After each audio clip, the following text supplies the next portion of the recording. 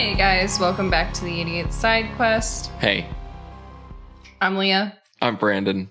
So helpful. This week, well, actually, this is a bonus episode. Yay! We're talking about the new Star Wars movie. Yeah. And it's going to be riddled with spoilers. I will give you my hot take on it. Just saying. I think we should probably, just because the internet, we should probably do like 10-ish minutes of like, you know, just things that we thought that aren't super spoily. So like we don't totally ruin it for people if like they just want a quick, did you like it? No. Oh shit, okay. Well, so if you want to hear more about that, definitely go see it and then watch this episode so you can get the full details. And then come back. Well, you know what? My like overall like just quick run through of it is I wasn't surprised by anything, which was not surprising to me. No. But I liked it. I enjoyed it. Like okay, so I will say I didn't like it. However, like I still give it like maybe like 6 or 7 out of 10. Like it's not like it was enjoyable, but it's just like, you know, it was okay. For a movie to be so big and for so much to be riding on its shoulders, it definitely kind of disappointed in that aspect. And I'll go into that. Okay. Where is it at like in comparison to the prequels for you? Because I know you have a soft spot for the prequels. I like the prequels more. Oh, damn. All right. Lot more, actually. Well, we're going to have very differing opinions on this, and there are going to be a lot of hot takes. Yes, there will. I don't know what else like I can say without spoiling things. No, my biggest recommendation is definitely go see the new movie and then come back and watch this episode. Yeah, because we're great. Even though there are going to be like a million reviews of this movie, you should watch ours. Absolutely. Well, I guess jumping right into things. So at first it starts off on this like lost Sith planet. Yeah, you see Kylo just going hard, taking down a ton of people. Yeah, and shocking, your boy Palpatine, one of his clones, which just check back like 3 episodes of me just I don't think it was his clone. I think it was him. His body was like in big disrepair. I don't know. I think it was a clone. Because, like, in the comics... Oh, did they talk about it in the comics that he has a clone? Yeah. Okay. That he has clones. Like, that's why afterwards he's there and stuff. So... I could see it. I fucking called it, like, 3 weeks ago.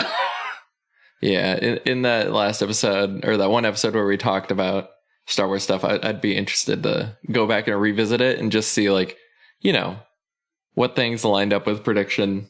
I think, honestly, we were pretty close. Pretty dang close. I know I talk a lot about...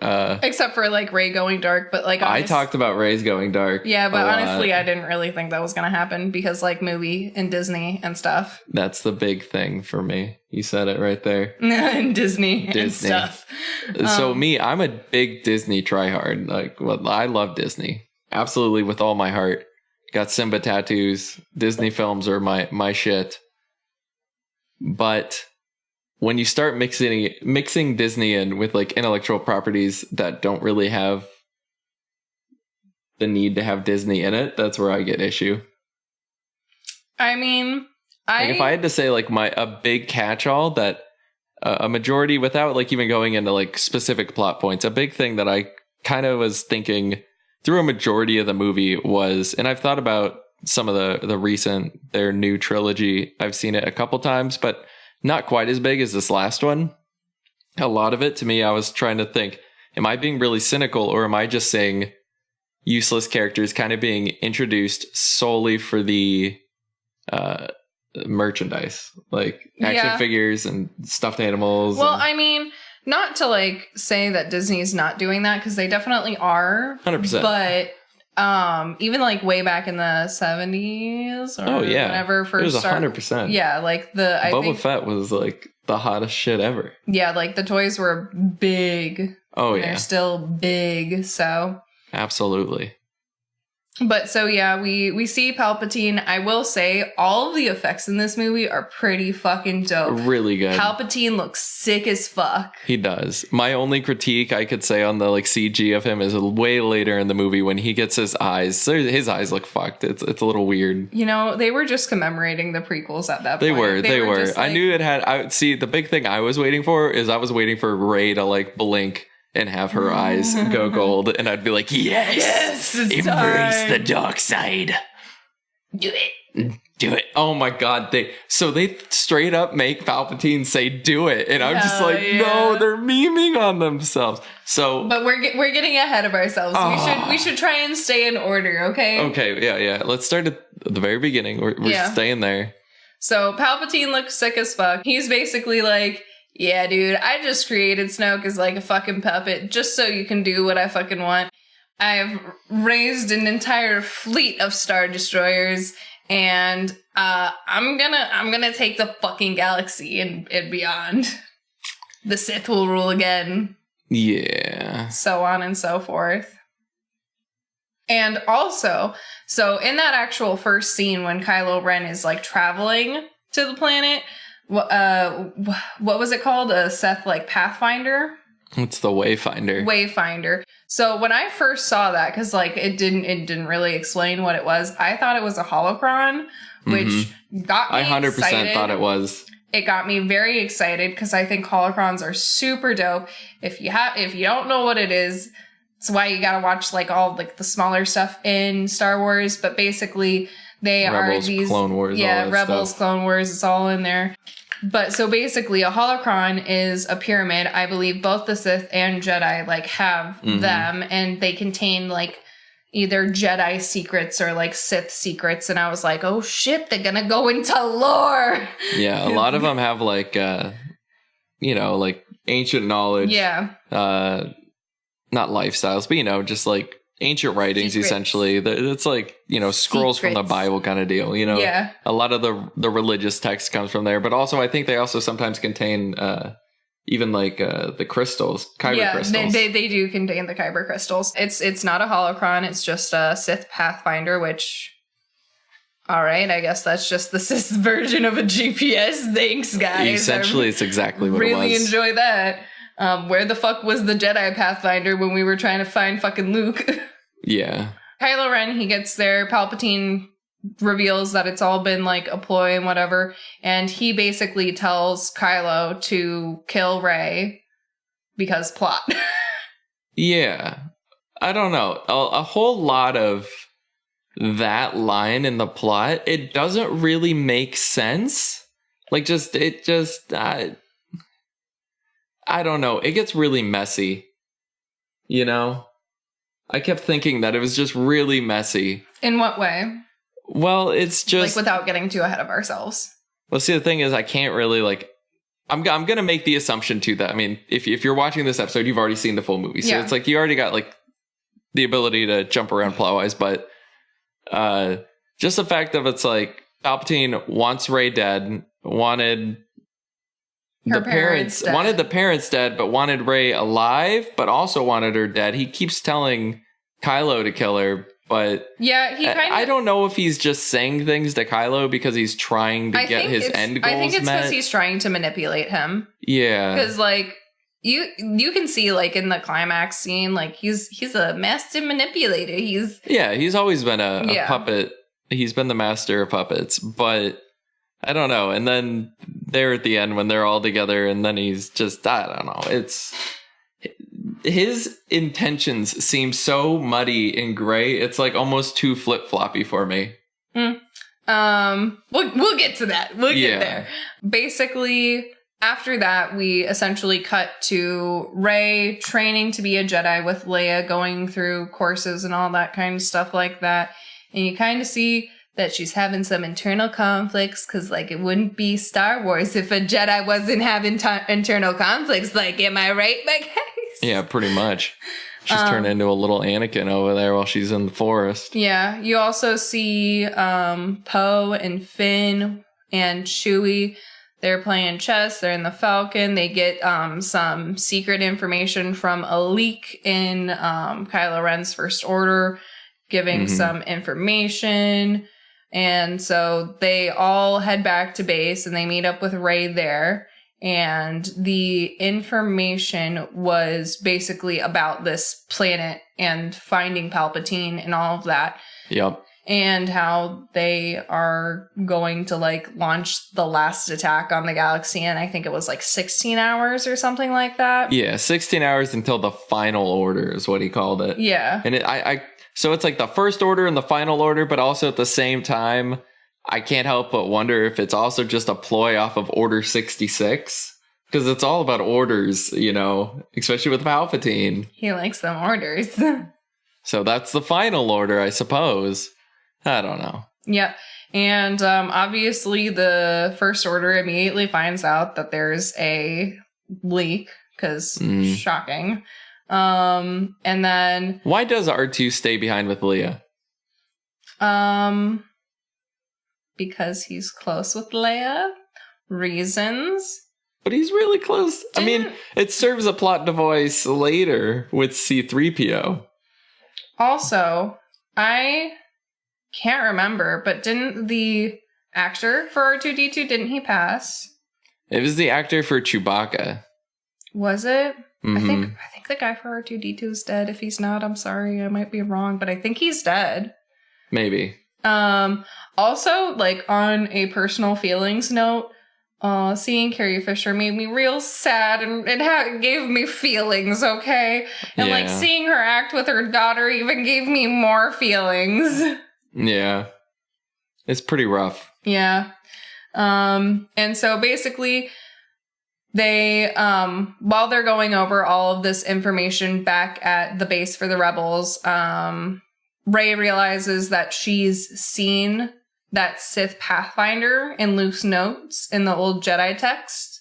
Mm-hmm. And she's like, okay, I know how to find this. And so in his notes in that book, there was 2 of them that were made. Yeah, there were 2 that were made for the Pathfinders. And in Luke's notes, he was trying to find one, and the last place, like where his like trail left off, was in Pisana, which is a planet. So Rey, Finn, Chewie, Poe, the whole gang, the whole squad, they go over there. There's a cute little festival going on with wholesome alien creatures. This is so cute, so nice. Ancestors, man. Ancestors, color festival, all the fun things with music. All the fun things. It looks like Bonnaroo. But so yeah, they make it to the festival, and obviously, you know, First Order's not far behind. Yeah, of course, because Kylo's got the whole connection thing going with it, like that's still going on with Rey. Yeah. To me, that whole thing is just like every time I see it, it's just Harry Potter and Voldemort. Yeah. 100%. That's all I can think of. But they have their little dialogue, and then First Order shows up, and then some guy in a helmet ends up blasting him, and they go into this little hut that's on wheels, whatever. Yeah. For a second, and then boom, it's Lando Calrissian. Hey, there he is. Lando, what's up? Although before I forget, one thing that I do like about their little like mind connection thing is I like how it affects the physical things around them. I think it's really, really cool. I enjoy it. 'Cause like obviously depending on like whose head you're in is reflecting on what you're seeing in the background, and sometimes physical things.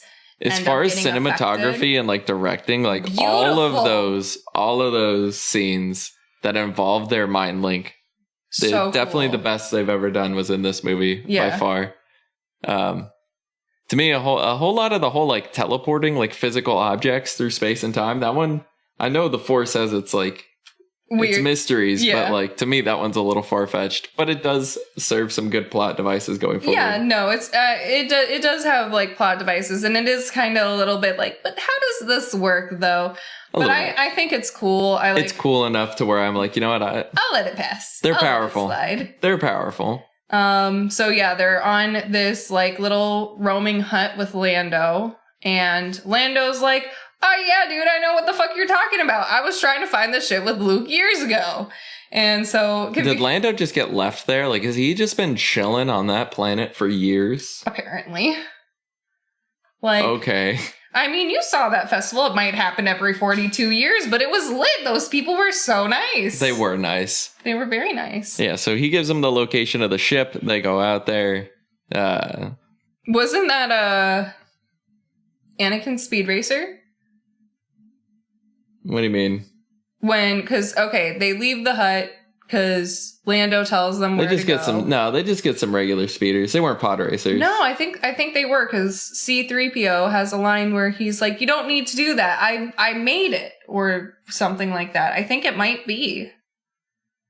I could be wrong. I'll probably have to. I would say you're wrong, especially just on the aspect of it's nowhere near Tatooine. I could have sworn I heard C-3PO saying, like, I built it, but fuck. I'm probably wrong. You're on one. Yeah. You're on one. They were just regular speeders. Or maybe is it the speeder that Luke built? Because I'm gonna fact check this, and I'm gonna see if I'm right. Nah. I'm gonna do it later. Trust me, they are completely different models of speeder. I'm gonna do it later, and if it's at like 2 a.m, I'm gonna text you and be like, you're wrong. Please do. Okay. But moving forward, they get to they have this whole little chase scene. It's really cool. They have Stormtroopers can fly now. They have jetpacks. That's fun. They can fly now. Yeah, so I mean that's kind of like a big gripe I had for the first half of the movie. It was the entire first half. There was a lot of comedy. Too much comedy, if you ask me. They were they were good jokes, and they were like generally lighthearted, like the whole like, oh, they could fly now? They could fly now? They could fly now. Yeah. But like a lot of it was like kind of, I don't know, it was very simplistic, but to me it was just like, it felt like the comedy was just like, it was just too much. Down your Yeah, it was just like joke after joke after joke. And I'm like, am I watching a comedy or am I watching Star Wars The Rise of Skywalker, you know? I mean, I will be honest, like even in the originals, oh God, I hate myself. I'm that person. But even in the originals, there's a lot of jokes and there is comedy. There is comedy. I do think. I feel like this one, though, it was like over the top comedy. I don't want to say it was over the top. I think it was just kind of like where it didn't land, if that makes any sense. Because like, they can fly now. They can fly now. They can fly now. Like, don't get me wrong. Like, I get it. It's kind of funny. Like, these characters are learning this along with us. But also at the same time, it's kind of one of those things. It's just not like, believable dialogue. You don't expect your audience to figure this out. So you need to have your characters say it. Yeah. Because what, are people going to be hung up that these stormtroopers have jetpacks now? Have they always had? Like, and that's they have though. Jetpacks aren't a new thing on any sort of stormtrooper or clone trooper. It's been a thing for years. It is. It's a thing. It's for Mandalorians. Mandalorians have them as well. Stormtroopers have used them though. Okay. Maybe not shock troopers, but I don't know. It's been a thing, trust me. Since the Clone Wars, it's been a thing. Okay. But like my quarrel with the comedy is I feel like it's very obvious, if that makes any sense, so it doesn't land as well. Exactly. Like a lot of it's just really forced, but there is like also really good comedy. Like even got me chuckling is like the little robot they introduced, like me talking about things that are being introduced solely for merchandising. However, probably one of my favorite characters is the little droid they find in the ship. Because anytime anything like reaches towards him, he just goes, no, thank you. And I'm like, damn, that's a mood right there. Well, I don't know, because see, that's relate or like understandable. Like it flowed well with that little character. With the little droid. I don't know if you heard, but while that droid popped up, because Katie went to see this with us, and she literally leaned over, and as soon as that droid, like as soon as Rey went to touch it, and it's like, no, thank you, I don't want that. She was like, that's Nestor. For you guys listening in the podcast, that's one of my cats, because I have a couple of cats. Don't worry about it. It's fine. But she was feral when I got her, so I am the only human being that she trusts. And anytime anybody goes near Nestor, she's like, no, thank you. And she just runs away. But yeah, so I mean, that kind of, there was just it was almost, the best way I could describe is misaligned comedy. Yeah. A little bit. It wasn't like super overbearing, but it was the beginning of me kind of like somewhat pulling out of the experience and being kind of a little bit like, not sure how I feel about this writing so far. But like going forward, then we have the encounter, which they get to the ship. Rey starts to get all like... not quite, because they kick off those people that were chasing them, and they sink. They go in the pit. There's like this kind of quicksand, kind of not. And it basically, once again, kind of like Harry Potter, it's like Devil's Snare where there's something underneath. Yeah. Maybe they were just copying Harry Potter. Honestly, it's not, like I said, it's not the only plot device. We got the whole mind link thing going on. But so basically they get in this quicksand substance and they sink down, and you can see that it's like this underground, like tunnel network. And, you know, they're walking around. Is that when they find the blade? That's when they find, it's... They find that dude. They do find the blade. It's they got the speeder, they find the skeleton, and then there's the blade. And after they pick up the blade, then there's the creature. Yeah. And then there's the little danger noodle. He's a little hesitant at first, but then we realize that he's just a hurt boy. And it starts to make sense why they released Mandalorian episode 7 when they did on the Wednesday right beforehand. Because then we see the introduction once again of the Force healing mechanic, which also apparently this is a spoiler as well for people who aren't caught up on Mandalorian. We probably should have said that ahead of time, but whoops, here we are now. There's a Force healing thing. It's not really important, but it's like kind of important. It's another one of those things where it's like the Force is mysterious, but it's kind of like, I don't know, it's just suddenly existing out of nowhere after all this time. So you're kind of just like, But it doesn't bother me too much. Yeah, it doesn't bother me too much. It's a neat little mechanic. Yeah.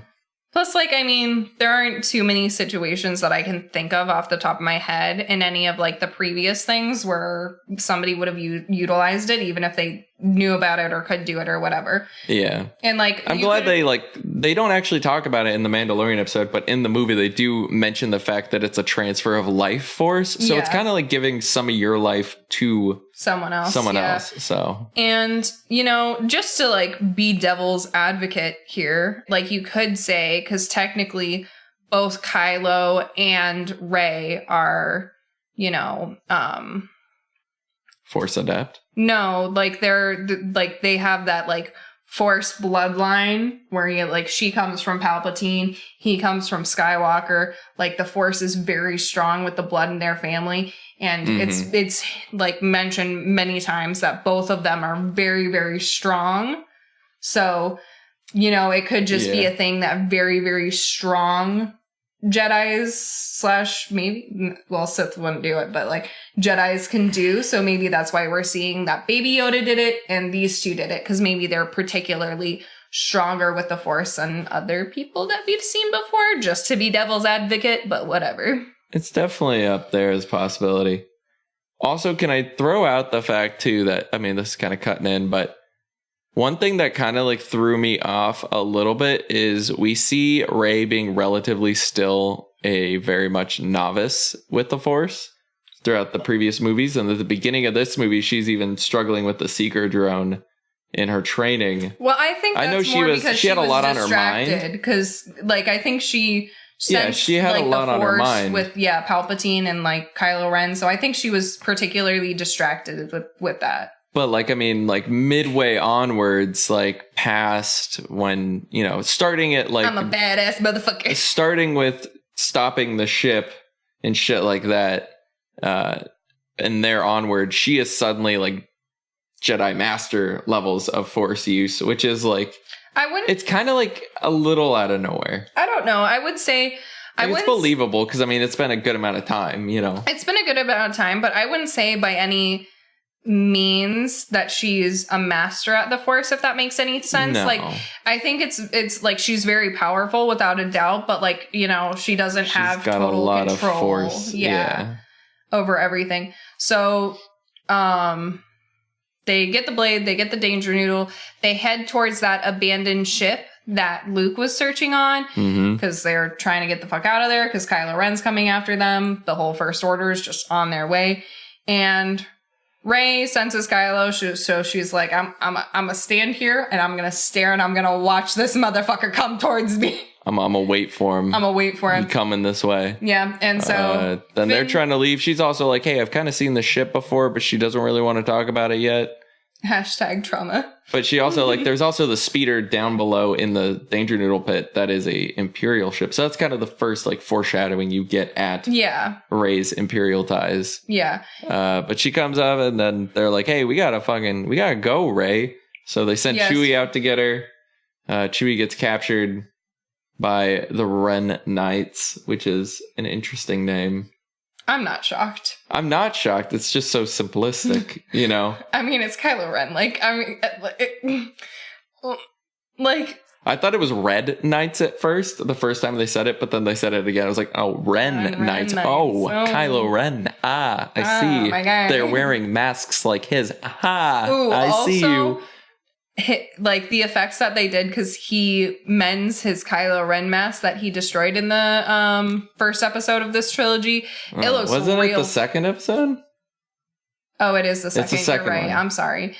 But it looks real cool. The effects that they did with his helmet with it repaired. It looks dope as fuck. It looks dope as fuck, but also there's another joke there that's just like these are General Imperial Hux. Yeah, these are Imperial warlords. And we're making a joke right now. So I was just kind of like, do you care about your life? Yeah. Although I feel that was just one of those sassy jokes where it was like, it was so out of place in this Imperial war room where they're talking about the rebels and shit. And then suddenly Hux is just like, I don't know. That joke. Yeah. Also, welcome to the Idiot Side Quest. We don't know how to stay on track. I'm sorry. We're trying our best. So the showdown occurs. Yeah, the showdown, first of many. The showdown occurs. Rey's waiting for this motherfucker. Chewie's getting captured. Finn is like, oh shit, Rey. Like, they got Chewie. She slices down the TIE fighter. And then he's like, hey, they have Chewie. She just goes, hey. They have a real stare down for a hot minute, though. Yeah, and then she's just like, all right, he's coming. And she just lifts his hand, stops the ship. Yeah. And then Kylo sees the ship, and they start playing tug-of-war with the ship that their friend is supposedly on. And then Rey gets pissed off at Kylo and blasts it with Force Lightning. Yep. Which is another good foreshadow. Of Sith and No-No's Palpatine, specifically. Yeah. Palpatine likes his lightning. He does. He doesn't know how to do anything else, apparently. I don't think I've ever seen that man hold a lightsaber in any of the trilogies. I don't think Palpatine has ever held a saber. You got a point. He's just exceptionally adept in lightning. Sith Force. Yeah, in Sith Force. So she accidentally blows up that ship. And thinking she has killed Chewie. Thinking that she's killed Chewie, like, it's really weighing heavily on her. She's like, oh my god, I did that. Oh my god, oh my god, oh my god. They GTFO, because, like, R.I.P. Chewie, but, like, we gotta go, dude. You know, see, here's me thinking, I was like, wow, what a way to kill a character. And then, like, the next scene, you immediately see he's okay. Honestly, because I stand by the fact, and this movie helps prove it as well on more than one occasion. Unless you see someone fucking die, they're not dead. I'm still convinced Phasma is just hanging out in the outer reaches of the galaxy. 100%. I would not be surprised. 100%. Next spin-off series is Phasma. I mean, I'd be hella down for it. Right. But so they get the fuck out of there, and they realize that on the blade, which is what Luke was looking for to find that Pathfinder, because whatever. It's a wayfinder, man. I don't know why I want to keep calling it a Pathfinder. You know, it's the same shit. It's close enough. But they realize that the inscription on the blade is in, like, ancient Sith, and none of them... Rune. Yeah, Sith rune. None of them can read it except for C-3PO. And so he reads it, but because of his programming, because, like, he was programmed. Yeah, so I'm glad that they actually, like, threw this. It's a very small detail. It's almost masked by someone else saying something. But he talks about how he can read it, but he can't recite it or, like, decipher it to anyone. Yeah. And I'm sitting there when he's first explaining, I'm like, why would a young 6-year-old Anakin, like, program this into a C-3PO droid? Like, why would he do this? But right as they're, like, cutting into something else happening and someone's talking over him, C-3PO does mention that it was probably programmed into me during the Old Republic.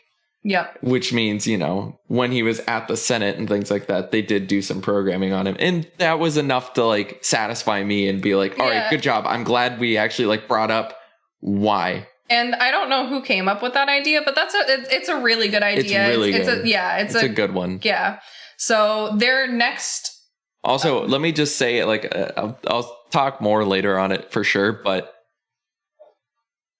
I do really like one thing I super duper love about this movie was how in depth it kind of went into like Sith temples and the runes and just a lot of the stuff that goes on behind it other than just being the bad guys. Yeah. Because there's a lot of really cool stuff out there in like comics and games and just shows, all of these Sith lords and just how their temples work, how their rune technology works, things like that. And so to see that actually in a movie and be like a huge point of a movie was super cool and satisfying. I loved it. Yeah.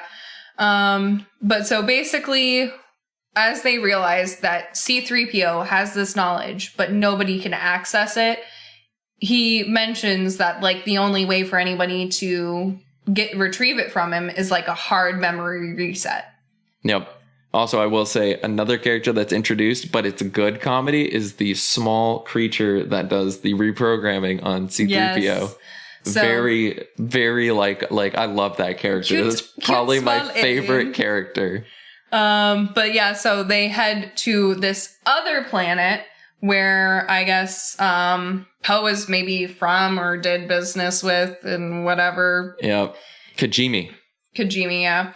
And so they're trying to find this small little alien dude whose name I've totally forgotten. Me too. But he's great. He's great. He's star character right there. They find one of Poe's old friends, maybe love interest. Who knows? They've got a nice her name? Zara? Zora? Yeah, I think something like that. Zori? Where? Yeah, Zori. Yeah, Zori. Sorry, we have a cheat sheet pulled up. Yeah, just to help us remind ourselves the names and shit. Yes, also so we don't get too lost or forget anything important.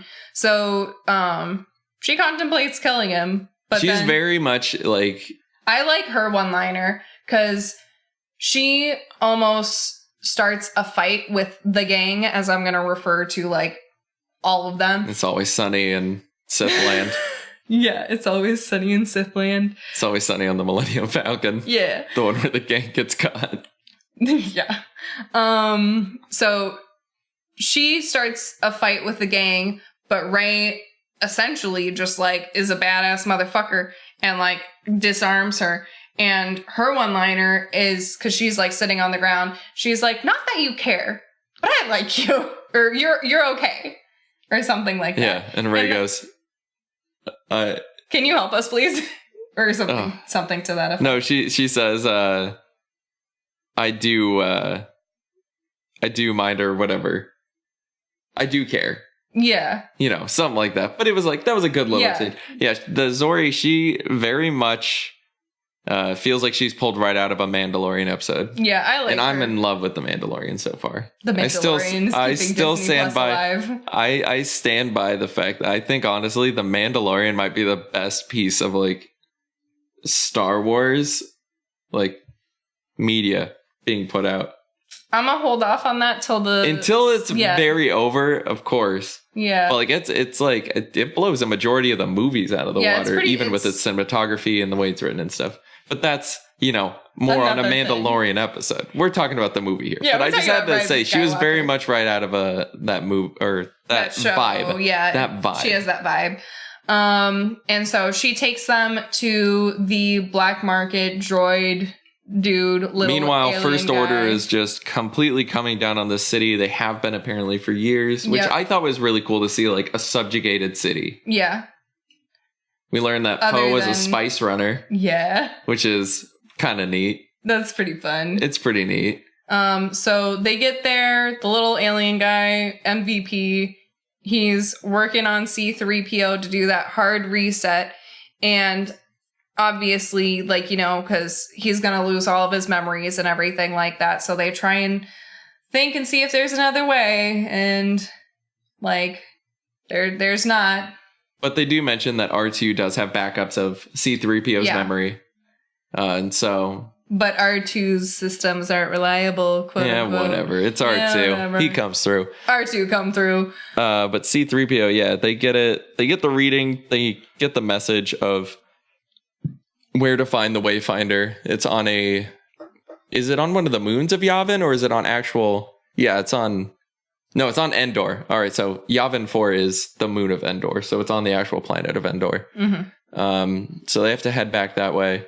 But then they start sensing that Kylo's around, and that also Rey senses when the Star Destroyer comes in, that Chewie's on the Star Destroyer. So they go hatch the plan that they need to save their buddy, their pal, Mr. Chewster, the Chew Gang.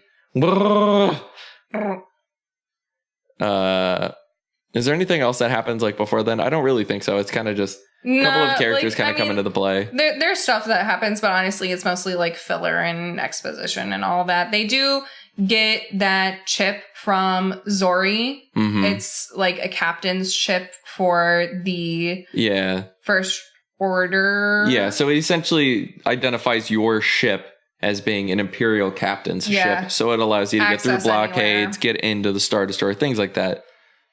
So she tells Poe to take it. The gang gets on to the Star Destroyer, and they start fucking shit up. Yep. And it's very much, it's something that I love, but I also extremely dislike about the new movies, is they do parallels with things from the past movies, but they almost do it a little too much. That's a big thing I don't like. But I mean, it's still cool. Like, it's still, I enjoy it. But it's almost like in lack of original content sometimes. Yeah. But that movie was long, and like I said, they go into Sith stuff, which was refreshing enough. But that was definitely like when they get on that ship, it's like, oh, is this episode 4? Is this New Hope? Who's going to disappear? Where's the Force Ghost? Where's Ben? Where's Ben? But it's straight up, it's episode 4. So I was kind of like, huh, interesting. They go in guns a-blazing, which granted, I am not a Jedi, unfortunately. I live in the sad world of reality. And true. But if I was a fucking Jedi and I land with unsuspicious access on this Star Destroyer, I'm not just gonna start shooting people when I can use Jedi mind tricks. Are you fucking kidding me? Like, they do that later. They do it later, but like, what's suspicious? 2 guards just lollygagging around, or like I'm really not paying curious attention to about this suspicious stuff, or like 2 dead bodies. You feel that was one of those things. It's another technique that I feel like the Jedi mind trick is kind of an advanced technique, and it's kind of, I don't know. It's so subject to use that I don't think Luke taught her that, and so that means Leah must have had to have taught her that. No, she did it in the first episode of this trilogy. Remember, because she gets kidnapped by Kylo because she has the map in her mind because she saw like the map from BB-8. So Kylo's like, we don't need the droid. We got the girl. She's seen the map. It's in her mind. And so they have her all like tied up and everything. And he's like trying to use his Sith tricks to read her mind and get that map. And he's like fucking pissed off because he can't get the map because she's resisting him. And so he walks away all mad, and she gets left alone. And there's a stormtrooper chilling around, and she's like, you will remove these restraints and leave your blaster behind. Yeah. So she did it like on... She's also got like subconscious links to previous Jedi too. So I guess there is that. Yeah. There's also that very much. Well, like also, I don't think Jedi mind tricks are like an unknown thing, you know? No. So I mean, like, she might have just like been balls to the walls confident, like, yeah, I've heard this kind of works. I'm going to try. Because like she doesn't do it the first time around. I think she has to repeat herself a couple times until it works. Like I said, it's not as much of a grievance. It was just something that was like, I don't know. I felt like in all the previous movies, she was such a novice at the Force. And at the beginning, such a novice because she was dealing with inner turmoil and stuff. But then suddenly it's just like, right at the tug of war and onward, she is insane with that Force usage. She is in the fucking pocket. Just, Yep. So they're on the ship. They're all heading to get Chewie. And Rey gets a feeling, aka the Force feeling is how I'm going to call it. And she's like, you know what? I need to get that knife. We're going to need it. And everybody else, the gang is like, the fuck you talking about? But we need you, Rey. She's like, go get the knife. Go get Chewie. Go get Chewie. Let me get the thing. And then while she's in there getting Chewie, Kylo taps into her mind. Not and Chewie, this is the blade. Oh yeah, when she goes to get the blade, she's in Kylo's room, and does the Force tap. And honestly, I think that scene particularly is the best. Oh, so the good. best. The way that was shot, just beautiful. Chef's kiss to the director, cinematographer, everyone for that. That was masterfully done. Yes. So, but he's on that planet that they were on getting C-3PO. Were they saber fighting? Yeah, they were. Yeah, they were saber fighting through that mind meld. Yeah. And then they end up cutting the pedestal that was holding Vader's mask on it. And Vader's mask falls essentially through time and space and lands right next to Kylo. So, because this entire time he's like, I can sense that you're here, but I don't know where the fuck you are, bitch. And he sees the mask and he's like, that's where you are. That's where you are, yeah. Yeah, which is pretty neat. Yeah, so... He books it all the way back up to a Star Destroyer. He locks down. Yeah, he locks it down. She runs back to the droid because she's like, where is everybody? And they're like, we're droids, we don't know. Yeah, she's heading back to the ship. Meanwhile, the gang is getting captured because they get Chewie, they get him out, but on the way, they run into some trouble. Poe gets shot in the arm. Also, hey, Rey, why don't you help out your buddy Poe, man? He is his arm in a sling for the rest of the movie, by the way. End scene, he's there with that arm in a sling. Meanwhile, she's out there healing everybody. Well, except Poe. Fuck Poe. I don't know if this was just me, but I couldn't really get their relationship too well, because I thought I knew Kylo and Rey's relationship, but I mean more on that later. More on that. I hate. We're getting there. We're getting there. Chill out. But in the beginning, Poe and Rey, once they get back, because BB-8 gets hurt, the Millennium Falcon's on fire in that first part, and they start bickering at each other. Past the point of fun bickering, where it's like, are you guys friends? Is there issues? Because I couldn't tell if it was issues? Is there sexual tension? Yeah. What's going on? Yes. Who knows? So I was very confused. So I don't know, maybe she's just not too fond of Poe. Who knows? So they get captured and, they get taken to get eliminated. And they're stormtroopers, and Hux is like, hold up, guys. I want to get my revenge, and I'm going to do this myself. Mm-hmm. And a shock to fucking no one, Hux is the leak. Are you telling me that I'm supposed to be surprised by the dude who has had the biggest issue with Kylo Ren?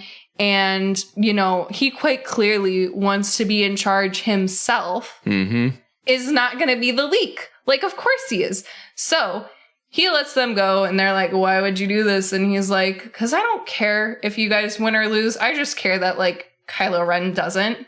And honestly, it's props to them for to me, that's the most believable. Yeah, it's believable. So it's the one other prop I really have to say, and it's for a lot of different characters. And it even goes back to the whole Spice Runner thing that I like how, semi-believable and there's actual backstory that's actually reasoning formed. As to why characters there's do things. Actual reasoning behind character motivation, which isn't always there other than character or plot to move the plot forward. Why? Because plot. Yeah, exactly, because plot. Whereas in this one it's hey, I mean, you get to see all these people that it's in the past they've been in the rebellion because the rebellion, you gotta kill the Empire.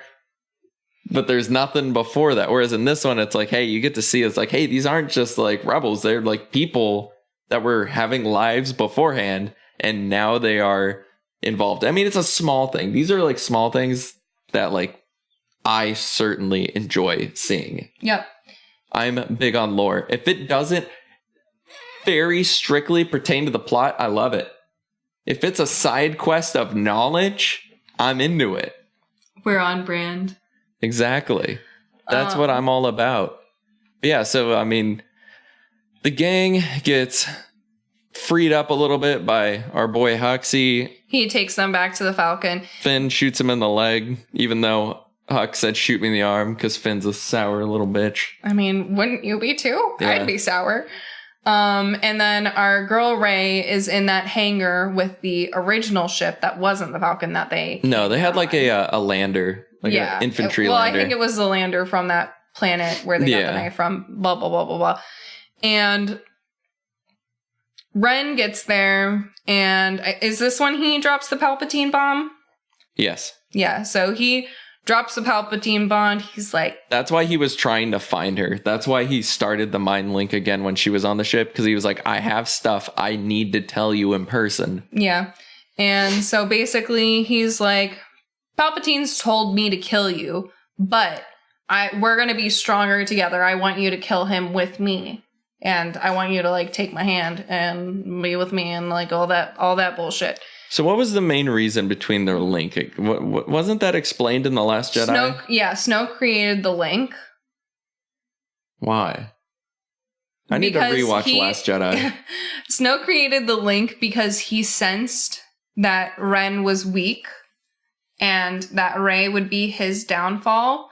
And so I believe it was either a test to see if he would go through with killing Rey, or more of like bait to make Rey feel sorry for him and come to the ship, which she does, and for Snoke to kill him there. But yeah, he creates it in like that sense, sensing Ren's weakness and exploiting it. Okay. I can get by with that. Yeah. So he drops the whole Palpatine bomb that her last name is Palpatine. And but he's not gonna tell everything. He's just gonna tell enough to make little Rey a little bit upset, just to make you curious. But then suddenly out of nowhere, Lando shows up in the Millennium Falcon. Isn't it Lando?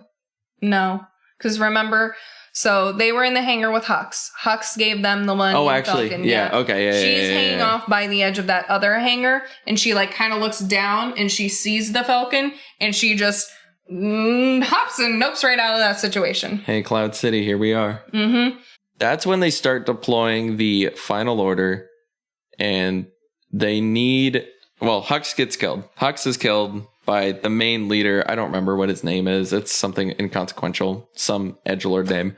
But the main commander, essentially, that's going to replace Hux from the rest of the movie onward. They decide that they need to start moving forward with the Final Order. And so they blow up Kijimi, which is that nice little Spice Runner planet. Yep. Which I'm sitting there thinking, no, that really cool character's dead. Unless you see a character die in Star Wars, they're not dead. It's straight up. That's one character death. Even though I'm glad she's not dead, it didn't make sense. Yeah, like how is she not dead? Please explain. How did she get off the planet? She gave away her token and shit. What's going on? I don't know. Maybe in the chaos of the Star Destroyer getting raided and shit. I don't know. Because plot. So, anyways, they head to Endor. On. Yeah, they head to Endor to find the Wayfinder. And that's when you see the other ex-stormtroopers, Jaina and all the other gang, riding their little llama tusk things. Alien horses. It's the remains of the second Death Star that gets blown up in the Battle of Yavin 4. It crashes into the main planet of Endor. It lands in the sea. They line up the blade with the Death Star, and they kind of find like the ridges of where it's broken, and it points to where you can find the Wayfinder. So Rey's pretty like, cool. Hey, I need to head out there. And they're just like, hey, yeah, we'll take you in the morning. And so they go back to repair the Millennium Falcon because it was a little injured and it didn't have working landing gear. Very injured. So that's another thing, though, that semi-upset me. Landing gear or not, the thing lands on landing struts. Why did we crash the Millennium Falcon when we could still slow and gently just plop her down with... Sorry if that was loud on the mic. Just plop her down You know, like, I don't know. That was one thing that I was like, why do we have to crash it? Why? It's so extreme. Also, like, I think in between Poe and Rey, like, they're supposed to be, like, some of the top pilots. Mm-hmm. Yeah, I don't know. / mechanics. You can't. With that one, I was just like, huh. But yeah, then we have some, like, character development. The people that were on the planet reveal that they had abandoned the First Order because they were ordered to kill, like, civilians, and they just couldn't do it. So everyone laid down their arms and they got abandoned. They were like Finn, so, like, stolen from birth. Yeah. Like a lot of the First Order. Yeah. And that's actually, I mean, that's what happened on Kijimi too, that really subjugated planet where the spice running stuff was happening. All the kids were gone because they were all turned into First Order troops. Yep. But Rey, to no surprise to anyone, takes off in a charge towards the Wayfinder. Yeah, towards the Death Star, trying to go get it. And then Poe and all them are like, or not Poe, but Finn. Finn is like, hey, I have to go after her. That's another person that I still don't understand, like, why Finn is so attached to Rey. Also, in that sand pit, like, when they're falling down, because he thinks they're gonna die, and he's like, wait, I forgot to tell you something.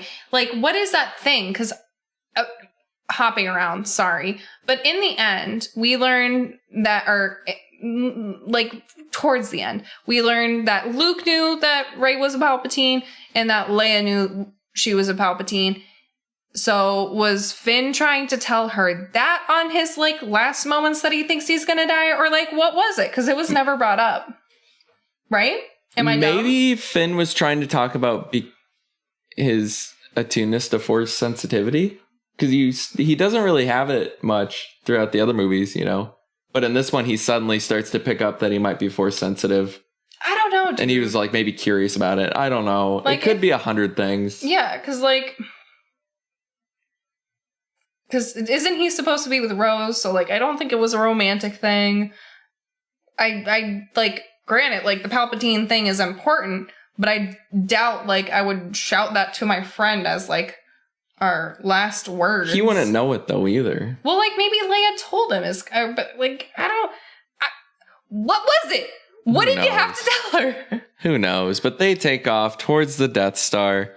Well, Rey takes off, and Finn and the other chick, Jaina, yeah, they were like, all right, we're gonna follow this bitch. She's gonna die in these waves. You see some crazy Moana windsurfing going on these waves. It's pretty wild. I don't really know what big purpose it serves, but it's cool looking. It's pretty cool looking. It makes me nervous because deep ocean terrifies me. But they get there. She starts walking through the Death Star. You can see, like, just abandoned armor of not people that were dead. Well, yeah, she's walking through the Death Star a little bit, but climbing mostly. And she starts climbing, doing the whole scavenger thing. Finds her way slowly to the area where the Wayfinder is held. Sees Palpatine's old throne. That was also really cool, by the way. Being able to see the throne room where the final scenes of 6 happen. That was pretty neat. But then that whole hidden area. Dual lightsaber Rey. Why didn't it happen? That was so cool. I prefer Sith Rey so hard. That lightsaber was, because it's like, it was double bladed, but also before you flipped it up, it was just like a weird double, I don't know. It was kick-ass. I wanted that. It was so, I like Sith Rey in that vision when she picks up the Wayfinder. But suddenly Ben is there, Mr. Kylo, and they're talking. I don't even remember what exactly they're talking about. It's mostly like, bitch, I know you. And he says, you need to join me, dark side. There's more stuff that you don't know, blah, blah, blah, blah, blah, blah, blah. I can see you're struggling. Mm-hmm. And then proceed to follow it up with the Battle of Mustafar. Oh, no. He's straight up, like, crushes. He does crush the Wayfinder. And it follows with the Battle of Mustafar. Mustafar is the volcanic planet in which Anakin kills the last of the Separatists. And then fights Obi-Wan. Yeah, no. And gets his legs cut off. But I'm lost. I say it because so much of the cinematography and how they're fighting out on that thing that's like semi-floating at sea is so much taken, like cinematography-wise, just choreography-wise. A lot of that scene, that's why I leaned forward or leaned into you when that scene was happening in the movie theater, and I went, hey, are we on Mustafar right now?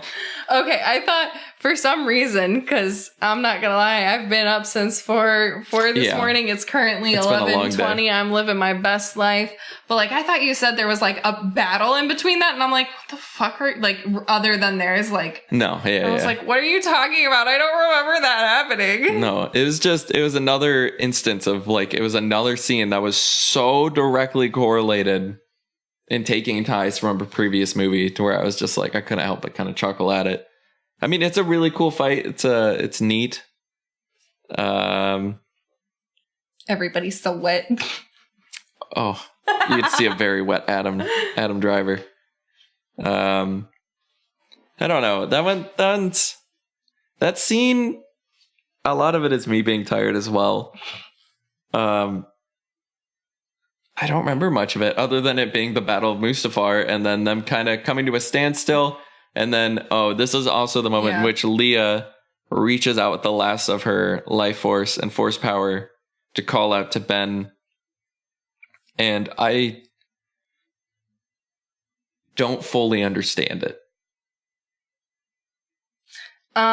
It suddenly changes his motive. So real quick, because I think a lot of it could be because he had recently just made the comment about how he couldn't return to Leah and neither could Rey. And so the fact that his mom reaches out to him in that critical moment could be him being like, oh, I'm still okay. Like, we're okay with mom. Mom loves us. Before I lose my train of thought, I'm going to hop back to that. But I do have a genuine question. Please. Do you call Leah because my name is Leah? Probably. Okay. Because I used to call you Leia. Yeah. And then I just fucked up all of that for you. I had to train my brain out of it. So, all right. Yeah. The reason why I think Ben snaps out of it is like, honestly, I think from halfway through The Last Jedi, he's done with the Sith. He's kind of feeling lost for like the last. I think movie he's in that gray. He's in the gray territory. Yeah, because I think he feels like he thinks the dark side is something more of a neutral ground, whereas Palpatine is more on the Sith side. He is not a Sith. Yeah, he is on the dark side, but he's not a Sith. Yeah, I would agree. And I think for Kylo specifically I think he regrets his actions and he wants to like change and make it up, but he feels like he's done so much wrong that he doesn't know how to go back. Yeah. And so he thinks his past has defined him kind of. Yeah. And so having his mom reach out is kind of like, oh. Yeah. And Rey kind of loses control for a second. She's hot in the anger right at that moment. Yeah. She stabs our boy Kylo right in the tum-tum. With his own lightsaber. Because he drops it. He hears his mom and he drops his lightsaber. He has an oh shit moment. Mom. Yeah, she just impales him. But then immediately Rey also... So they both sense that Leia's dead. Yeah. And then Rey heals him. Rey takes a second to realize it though. And she regains composure, heals him, and goes like, all right. I'm out of here. She takes his TIE fighter and she exiles herself back to where Luke went. Yeah, Anchor Tor, I think is what it's called. Something like that. Acto. That's it. Acto. And Kylo's just left kind of sitting there thinking to himself. Yeah. But he has a nice little like memory thing with Han Solo. His dad. That's the one thing that surprised me about this movie. Not Han Solo showing up for his son, but the fact that they got Harrison Ford to agree to this. Because, like, don't get me wrong, I love Han Solo. Probably one of my favorite characters. But it's been very clear for a very long time that Harrison Ford is very done with Star Wars and all the bullshit. So I was shocked because I knew he was gonna die in that 7th episode just so he wouldn't have to return. Continue, yeah. So I'm surprised that he agreed to it, even though it's like a brief cameo, just being like, nah, my son's not I feel like dead. Kylo Ren is dead kind of deal. As far as the Harrison Ford part of it, I can't help but imagine it could have something to do with Carrie Fisher's passing. Like he might, like, you know, just be like, you know what? Maybe. I'll have my final word with it. Carrie Fisher being dead makes me real sad. Yeah, it is the big sad. But also, like, I was kind of like, I thought for sure, I don't know, it was weird to see him as a memory. You know what I mean? Yeah. Force Ghost and all that stuff. But Han Solo himself wasn't in tune with the Force at all. So, I don't know. It allowed them to kind of just like work through it, as in Kylo just kind of recalling to himself and trying to compose himself back together. And he throws his red lightsaber away. Yeah. And so Rey's exiled herself. We cut to that island that Luke was at, and she's low-key kind of having a mental breakdown. Pissed. Yeah, she's pissed. Yeah, she's setting everything on fire, and she's just chucking, like, I think it's Jedi texts, absolutely everything, and like that TIE fighter, and she's just burning it all. And as she tosses the lightsaber, Luke's lightsaber. Yeah, Luke's lightsaber. Luke grabs it right before it hits the fire, and he's a Force ghost. And he's like, nah, bitch. He walks back onto he walks back onto the island. He's like, hey, you need to take better care of these. You know, these ain't just toys, man. I don't know. So, real quick, like, I love Mark Hamill a ton, and you could, I don't know, he had such a playfulness to the way he acted that final episode's part. I love Mark Hamill as an actor. Like, honestly, also, I just kept waiting for him to, like, because, like, in the past, like, he had disgruntled, like, especially in Last Jedi, he was very, like, disgruntled, and he had some good serious acting, but he also had, like, a lightheartedness semi to him that's just kind of the Mark Hamill touch. But in this one, I was, like, this close to just being like, when's he just gonna say, hello, Puddin'? Yeah. And just go full Joker on us. Because, like, he almost acted as if he was playing Joker in the way he delivered most of his lines. That's what I was going to say. Because, like, obviously Mark Hamill is Luke Skywalker. But honestly, at this point, for how much I just love the Batman series and how he is the go-to Joker voice. So, like, when I think of Mark Hamill at this point, I think of the Joker. Yeah, so I was just waiting for the pudding to come out. But it was very cool. I'm glad how they dealt with that. And then they go and actually he shows that he had another lightsaber, which was Leia's lightsaber. And they do a little bit of, they show that Luke trained Leia to, like, use the Force and a saber and things like that. So it shows that not only was she Force sensitive, because, I mean, we've known Leia was Force sensitive for a long time, but that she was actually a Force user. She got trained and actually became way more in tune, which makes a lot of the stuff that she does, like in Last Jedi, her floating body coming back to the ship, and then also I still hate that though. Yeah, it's awful, but her ability to, like, reach out in that final moment too and, like, communicate with Kylo is very it makes sense, and it's cool to see that she got that training. It's a small little section, but it was another one of those small sections. I was like, I'm so glad this made it in the movie because it's cool, you know? And so through her training, like, she made her own lightsaber and all that, but through her training, she gets a Force feeling that her becoming a Jedi will, you know, lead to the death of her son. Yeah. So she's like, I'm gonna not do that. Yeah. So she keeps the lightsaber hidden away until later on when it would eventually, they said something along the lines that it eventually would find its new user. Yeah. To that effect. Yeah. And so we have Luke do that. Or close out the story or whatever. Yeah. And so Luke just says, hey, you're going to need both of these. You've got this. Take both of these. Go finish. Learn from my mistakes. Me sitting here didn't do anything. You have to face your fears. That's what's going to make you a Jedi. Exactly. To go face Palpatine, and, you know, go. Because he also points out the fact that even though she tried burning the ship, that the Wayfinder that Kylo had was still inside of his TIE fighter. So she goes and grabs it. Then she's like, I don't have a ship. And then Luke pulls out his old Red 5 X-Wing from the waters. Depths. And it's straight up, once again, it's straight like it's on Dagobah. You know, it's the exact same scene. It's even covered in moss, all of it. It's like, it's another thing that's just like, it's really cool. All these little things that are just like, they're there to feed like the Star Wars junkies that just love seeing a reimagining. Fix. Yeah, they love to see the reimagining of a classic scene, but there's also another thing where I was just like, do we really need to do this? He's also got the smuggest like little smirk on his face when he does. He's like, yeah, we doing this.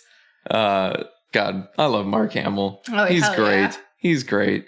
Yeah, and so Rey takes off, heads towards Exegol. Also, when Leia dies, you see Chewie just being real sad and like, oh my god, he's lost his final friend just about. Yeah, he's the last one of the original gang left, and like you can tell he's real upset about it. I'm like, well, it's him and Lando at that point. Yeah, although I think that's definitely because they fucked up on Force Awakens and Leia runs to hug Rey instead of running to hug Chewie. True. So I think they probably did that for that reason. Yeah. So she's heading off. Doesn't really fully realize, though. I don't think she intentionally had Red 5's like transmitter sending out the message. No, I think she did it on purpose. Maybe. I think she did it on purpose. That's just me, though. But they pick up on her trail in Luke's X-Wing. They head to Exegol, and they start the assault on the Sith homeworld. Well, Sith homeworld. It's not really the Sith homeworld, but you know, it's where all the bad stuff's at right now. Yeah. Where the big Sith temple and Palpatine and all them are at. So they head that way. Resistance gets sent in, and it's a pretty cool fight scene. There's just a lot of action going on for a long bit of time. Because that's where the entire fleet of the Star Destroyers are. Yeah. And like, fleet is kind of putting it lightly. It's like hundreds. It's an armada. Yeah. It's a full armada. It's a big one. So they're getting ready to launch out and go destroy all these planets. So they need to stop them in time and make sure that their like transmitter could they run off like a navigational transmitter that'll allow them to jump the light speed. Time and the gravity solar winds is all and real wonky. They throw some pseudoscience in there to make you satisfied, but yeah. I don't know. It's cool. But then Rey confronts Palpatine. She finds herself down there. Also, can we talk about that thing that Palpatine is attached to? It's pretty sick. God. That thing is sick. He's like a straight up puppet man, dude. The only thing I could think of, because it's like this arm that's just carrying Palpatine, because he's been through a rough one. Like he can't walk or do anything on his own. He is straight up impaled on like a spike. The only thing I can think of is like Toy Story. It's the claw. And like he's just being maneuvered around by this giant claw. It's hilarious.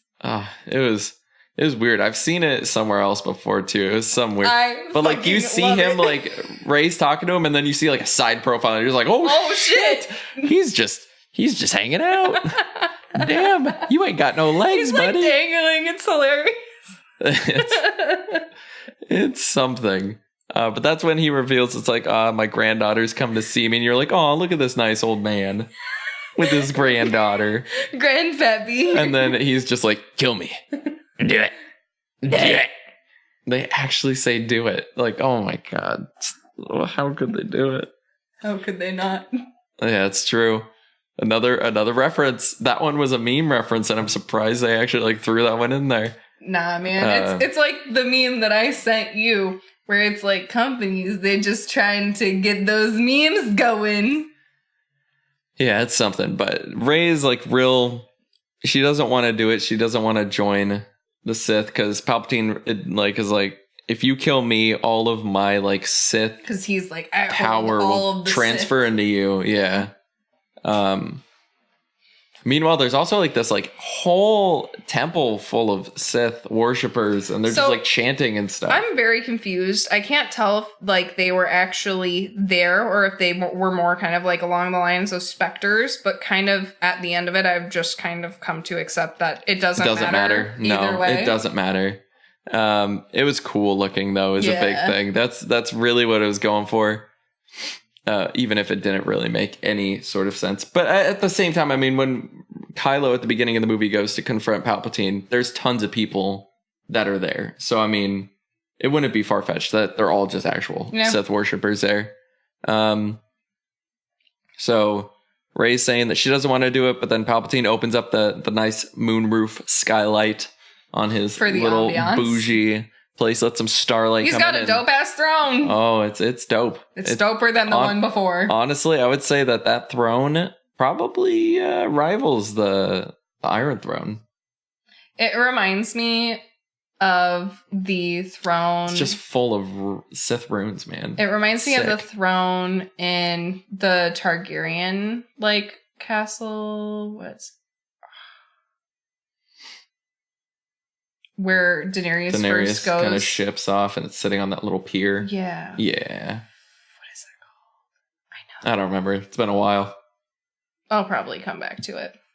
But yeah, so Rey sees that her little rebel buddies that she had led behind her are all kind of starting to get blasted out of the sky. Everyone's getting real sad. And she's like, you know what? You're right, Palpatine. I will do it. As long as it saves my friends. So she's getting ready to do the dirty deed. Palpatine's like getting real like into it. Like he's just like, yes. And he does this thing where he closes his eyes. He's just like, he's like getting off on it. Rey's sitting there holding her lightsaber. She's like, all right, I'm going to do it. And then suddenly she senses Kylo. Ben. Yeah, Kylo. He's not there. Kylo anymore. He's Ben now. Yeah, he's Ben. He's Ben now. And... you know, I respect the man for his efforts. But how are you going to go to this planet? I know you destroyed your lightsaber and just, like, chucked that bitch into the ocean or whatever. But, like, how are you going to go to this planet where you know shit's going down and you're going to go completely unarmed? He's got the Force. He has that going for him. Also... another comedy point that doesn't make sense. He's jumping in the hole and he grabs onto the chains and he smacks into it and he just goes, ouch. And it's just yeah, it made me chuckle. And I was like, why? What is it? We got a fucking Sith Lord flying in and he hits a chain. He goes, ow. He didn't even say ow when he got impaled by his own saber. When he got that, he was just kind of like, this kind of sucks. He's like, I'm dying. My mom's died. But yeah, with that one, it was just something that like it brought me out of this like really intense scene, and then suddenly he's just ow, and you're just like, excuse me? I'm sorry, what? But yeah, he gets met by the Ren Knights, good old Ren Knights. Ooh. Oh, how the turntables turned, or whatever that Michael Scott. Yeah, you spin me right round. God, Michael Scott, keep your office out of this. I'm sorry. But they make the mind like connection, and then Rey puts her hand like back with the saber, with Luke's saber. It's a Skywalker saber, so the symbolism of it. And then she brings her hand out, and it's not there anymore. Magic. Boom, Kylo has it because the whole space-time thing. Yeah. Link. But he's got the saber, and then Rey grabs Leia's saber. And I don't know, shit starts hitting the fan. Yeah. Does she really do anything before Ben gets there? Ben just destroys the Ren Knights and then runs into the throne room. Yeah. And then as soon as Palpatine sees Ben, that's when he starts like attacking them, and then he starts draining them, and he also another Harry Potter thing. He turns into a Dementor. He does. He sucks the power from them. He uses Force Drain. Yeah. I mean, to me, Force Drain has actually been a thing in the past, so I wasn't like too blown away by it. It looked like the Dementor, though. But it was straight up, it was Dementor-y. Dementor-y. But it was cool. he starts absorbing their life forces. He doesn't have to sit on his little spike anymore. He gets his eyes back. Well, and like one of the cool things that I like is like his fingers were like falling off. Yeah, like he was like missing most of his like ring finger and stuff, and you get to see it kind of like grow back in. And his eyes are so fucky, but like kind of cool. Yeah, kind of cool. And so, but after draining them a bit, Ben stands up and he's like, well, no, they're both like KO for a little bit. Mm-hmm. And is that when he does like the whole lightning attack on everybody? No. Okay, continue. Not yet. Ben stands up and then he says that he's going to kill the Skywalker because he's pissed that Ben's a Skywalker. He's like, I finally get to end you. And then he blows. He says, I'm going to kill a Skywalker the same way the Skywalker killed me. And throws him into a pit. Yeah. And I was just like, oh, no, you did him dirty. Look at that. And then shit really starts hitting the fan in the space battle. And then that's when Poe gives up on everything.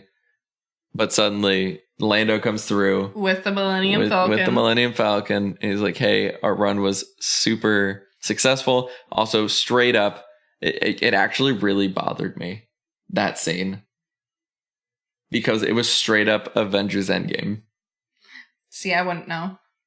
It's have you seen anything from Endgame? No. Well, in Endgame, they have this huge scene where they open up all these portals because they reverse the snap, and all the heroes from all these different timelines and shit. I came here for Star Wars. It's still Disney. They're both Disney. So it was the exact same scene and style and everything, just light beaming from behind them, and I don't know, it was a recycled scene. So to me, it was kind of just like, I just saw this less than a year ago, and here I've seen it again. What the fuck?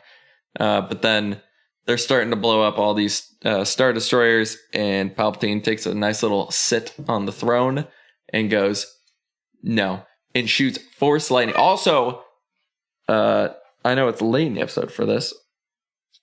I understand, though, why there was multiple news articles and statements beforehand where Disney said, if you have epilepsy, do not see this movie. Yeah. Because half of the movie takes place on Exegol, and in Exegol, there's just this lightning storm always constantly happening. So there's flashes all of the time, and then suddenly he just sends this lightning up, and he's like, boom, and all the electronic systems on all those Starcraft start going haywire. But before most of them or whatever hit the ground, Rey starts hearing all the voices of the Jedi of the past. Well, she calls to them. She's like, be with me. Yeah, because that's what she was trying to do at the very beginning of the movie. And so she finally taps in. And that scene was really cool. Because you get to hear like Mace Windu, Yoda, Vader, Anakin, like young Anakin, Obi-Wan, Ben, like all of them. It satisfying. Was very good.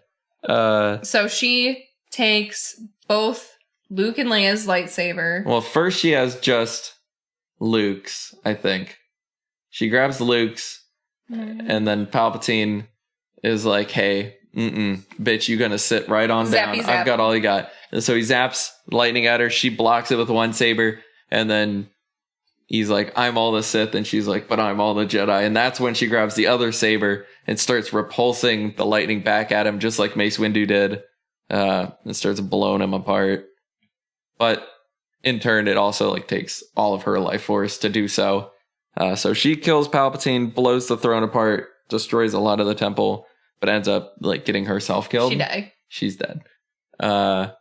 Followed real shortly after with Ben coming up and being like, no, you can't die kind of deal. Like he doesn't really say anything, but he like grabs a hold of her. He's real fucked up. Yeah, he is real fucked up. He is real fucked up. She might be like 20 feet away from him, but like he's struggling to get there. Like his legs are all bent out of shape and everything. He got blasted down that canyon. Plus like he took a beating like beforehand too. Yeah, he did. He was getting his ass kicked by those Ren Knights.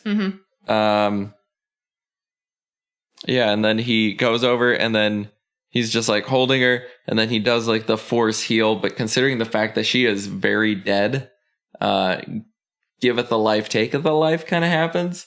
But before that, in this small, you have about 30 seconds where she comes to life and she like grabs his hand and then he is like looking at her and then they share the smoochy smooch. The big kiss.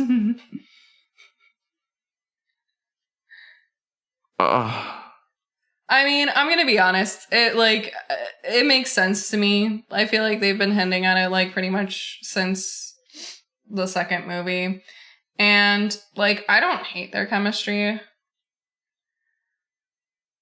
They have that hate sex chemistry. That's the only chemistry. I don't think so. I think it's more along the lines of both of them feel like misunderstood and they've got this mind link and they feel like they're the only people who understand each other. Like, I get it, but I didn't get the romance part. To me, that was like, I'm okay with it. Like, I don't love it, but like, I'm okay with it.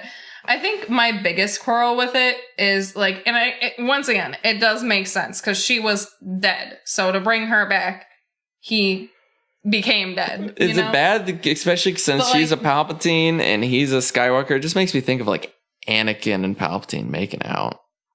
Are you okay? No, I hated it. Okay. But like, I think I wouldn't have hated it as much if he didn't die. I don't know why I have an issue with it, but like I do. Yeah, like, to follow it up because right afterwards, like immediately after the kiss, he falls limp to the ground and disappears into a Force ghost. One could assume. Also, like, so does Leia's body. Yeah. So like all Skywalker bodies have been turned into Force ghosts. One could assume. Yeah, and like. Because, see, here's my thing. Like, obviously, she was dead. It would take a lot to bring her back. But, like, isn't there, like, kind of, like, some give and take? You can kind of meet halfway. You can both kind of bring yourself to, like... I mean, he was pretty fucked up, too. She also goes by Skywalker, by the way, after that. No, we're not there yet. It's like kissing her brother. Oh, my God. Well, they've already done it, so... I don't know. Like, I'm not saying it ruins the movie for me or anything, but it was definitely, like, to me, it was very unnecessary and, like, out of...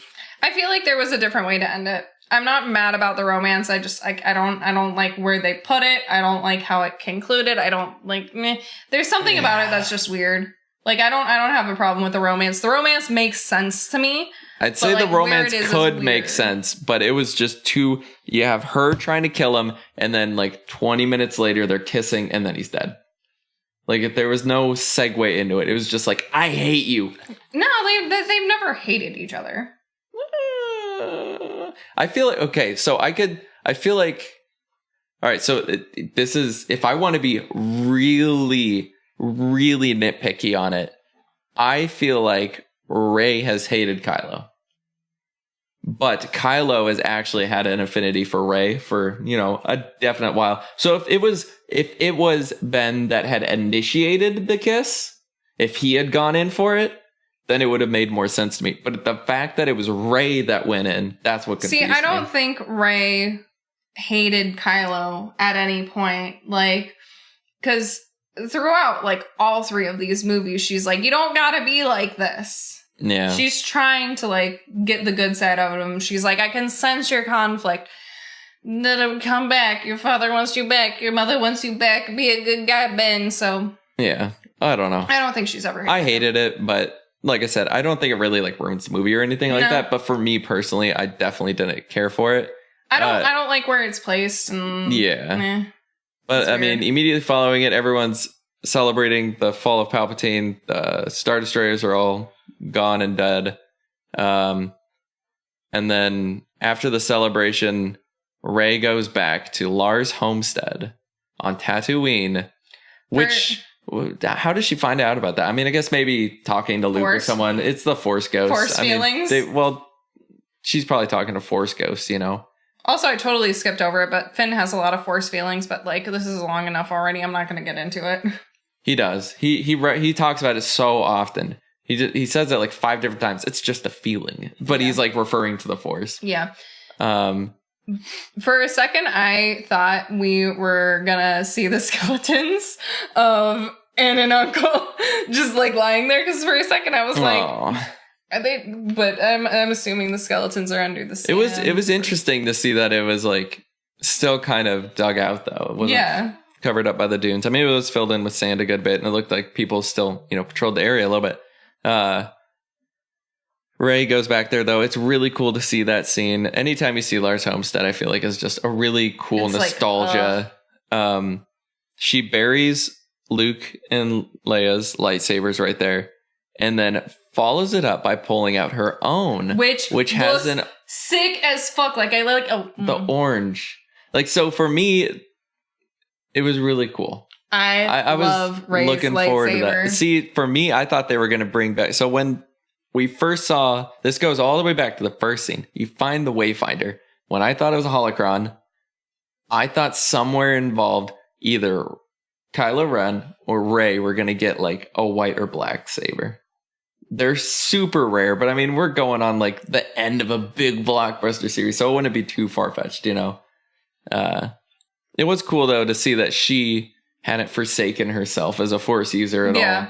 Like, she definitely was still carrying it on, but also making it her own, especially going with such a neutral, like, unique color of orange. Well, and like I like the actual like handle of it as well. Like, I like the switch. The fact that it clips on, so it's fucking sick. Dope. It's pretty sick. And it ends with the two suns setting with Rey. Well, actually, no, sorry. A local lady walks by and she asks the name of Rey, and she says, "I'm Rey." And a majority of the movie, she's been saying that even when she knows who she is, she says, I'm just Rey. There's no family name. But here at the very end, she says that she's Rey and Rey Skywalker. And she's looking at Luke and Leia's Force ghosts as she says it. And they're like nodding in approval. See, I kind of wish that like Ben would have been there. Yeah, I wish that because he's strong enough of a Force user to be a Force ghost. So why not be there with, teacher and mom? Especially him being with mom. That would have been nice to show like mom. Well, it would have been also like a good wrap up to be like he's like forgiven. He's forgiven. Family. And then the sun setting, or both of the suns are setting on Tatooine with BB-8 and Rey walking away. Yeah. Also, so I really enjoyed that final scene. Oh yeah, it gave me feelings. I would have loved to see Rey build her lightsaber, but that's just me. Yeah, that's being nerdy. I mean, the movie was already in there. Yeah, the movie was already about 3 hours long. No, it was just shy. 2 hours and 20 minutes. Was it only that long? I felt like it was like 240. Damn. I think they did really well with the pacing. Honestly, I think the pacing was decent. Sometimes a little bit like rushed, as in like next to next to next. But I mean. There weren't really lulls in this movie. This movie was like shit was happening front to back. Yeah, but it wasn't wasted like no time. Yeah, and it wasn't like an overwhelming amount of stuff either. Like the pacing was really, really good, and it didn't feel super long either, which was good. Mm-hmm. I mean, obviously, it's not as long as some Star Wars movies, but 2 hours and 20 minutes is still an amount of film, especially to be closing out a series. Kind of. Yeah. So. What's his name? Bob Iger, who's CEO of Disney. 100%. They said it's the end of the Skywalker trilogy. In official bloodline, yes. Do I easily see more movies or shows or something being made with Rey going in the future? Oh, so easy. Yeah. They left it perfect. Yeah. It was a perfect ending for like, hey, shit's gonna happen now. Yeah. Especially with like if you hadn't revealed the orange saber, I would have been like, that's it. Rey's good. Rey's good. If she would have said Rey Skywalker, all this stuff. The fact that she pulls out her own orange lightsaber, I was like, oh shit, adventure time's going on. We're adventuring now. Yeah, so. Yeah, that was our bonus episode. Unless there's anything else you want to add on. Well, I would say I still want to like do overarching opinions on it, just by the aspect of. It's midnight. The biggest things that like I said, I didn't like it kind of as like a Star Wars movie. It felt way more like a Disney movie than it did a Star Wars movie. I disagree. Like that's just my hot take opinion. Disney sprinkling in there. Oh, I felt like it was a heavy peppering of Disney. But I mean, it's I don't hate it. I'll put it that way. But I still like I to me, I feel like, I mean, despite some bad writing and some choice acting, I still think I prefer the original, or not the original, the prequel trilogy more than the epilogue trilogy. Like, as a whole. I need to rewatch 7 and 8 again, and then 1, 2, 3, and then I'll send out a tweet or something. I'll give my full opinion there in a nice, succinct format. But overall, I mean, it's a good movie. I'm glad I saw it. Yeah, I didn't hate it, but it 7 out of 10 for me.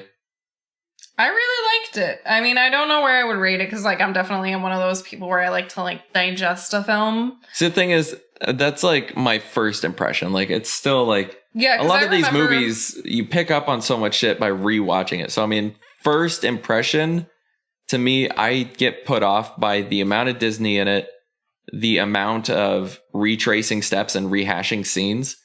Like, there's, like, some of them are, like very obviously they're like Luke lifting the X-Wing. Like, yeah, that's cool. Going back to Lars Homestead, cool.